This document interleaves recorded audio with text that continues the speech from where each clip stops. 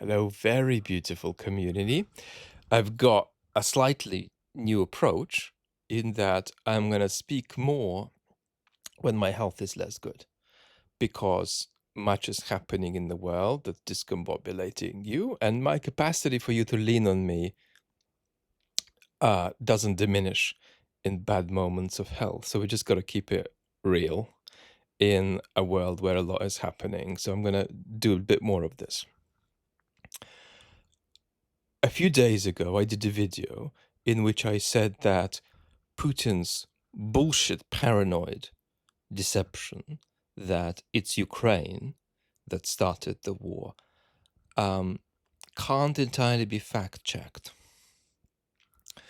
And that led to two kinds of extremely useful response from you on the chat channel that I really welcome. The first response was, Vlad, what are you talking about? I mean, if Russia didn't invade Ukraine, then, what am I supposed to think of the world, right? This is obvious a political truth as anything. So please explain. And the second response was, Vlad, let me fix it for you. It is a fact in every obvious way that Russia invaded Ukraine.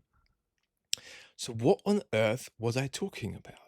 Well, what I was talking about is that so many of the ghastliest deceptions out there in the world aren't fact-checkable according to a minimal understanding of the facts. You can debunk Putin's claim that Ukraine wanting to be an independent country is just a projection of American imperialism aimed at regime change in Moscow without recognizing any semblance of Ukrainian agency. You can debunk that, but you can't just factually debunk it, because what you're going to be debunking are interpretations. And you might say, well, this is pedantic and irrelevant. It's not. This is actually going to be one of 30 things that determines whether you keep your democratic institutions or your democracy. Let's talk about this. And the principle that I want to land on, I'm getting hyper now, this is important, is that there are different kinds of facts. Some facts are minimal, but some facts are rich. They require more interpretation. There is not a sharp boundary between facts and interpretations. Some facts are more minimal, others are interpretively richer. And it's only the more minimal facts that fact-checking institutions, right, whether they're affiliated with the BBC or the New York Times, should engage in.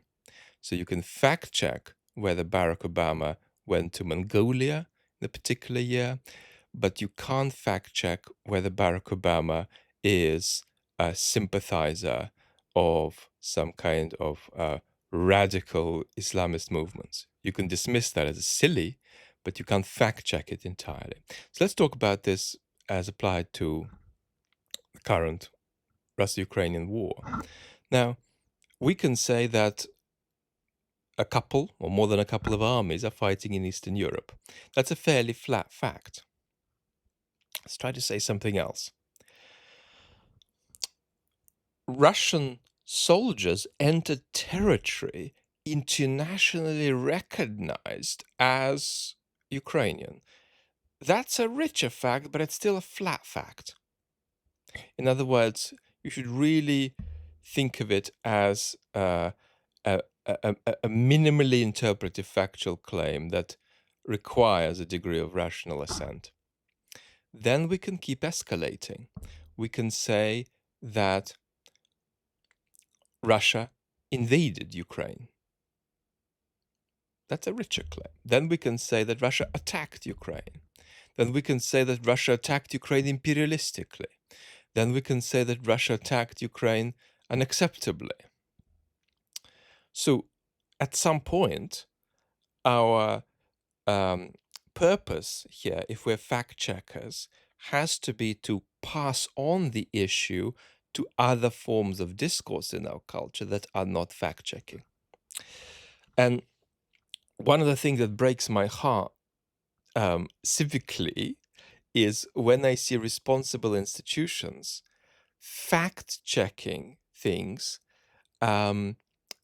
in a way that basically requires the insertion of progressive or pro-democratic values. You can't do that. It's not fact-checking anymore. So for the institution of fact-checking to survive, it needs to stand a chance of being tied in to a capacity, a plausible capacity to persuade in our broken polity. And it needs to be tied in with the urgency of galvanizing some sense of solidarity in our countries, getting all citizens to at least feel to some degree that they're part of the same project. That means that you have to try to keep your fact-checking even more minimal than you might otherwise do in more prosperous historical times. So keep fact-checking down to things that are minimally requiring of interpretation. That's the thing we have to ask of the BBC, of the New York Times. Otherwise, it's going to become just one more gambit in polarized culture war discourse. So you have to have that extreme discipline to keep most of your values and most of your commitments out. You can't do it entirely, and even the question of what is a richer and what is a more minimal fact is itself an evaluative question.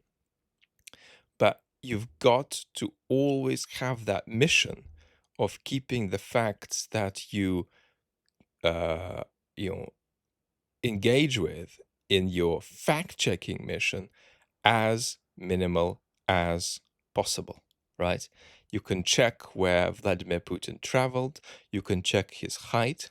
You can check claims the Putin regime makes about how many people voted for him. You can try to fact check how many people actually voted for him, but you can't check whether Putin is a fascist. You can't fact check whether Putin is an imperialist. You can't fact check whether Putin intends to challenge Article 5 or not.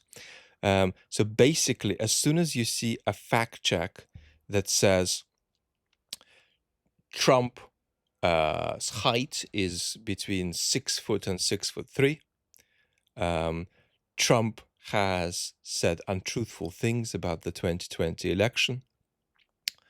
But moreover, experts like Tim Snyder and Applebaum say that Trump is a tyrant. And here are 7 more experts who say that, right? That's an absolute disaster to happen in the fact check.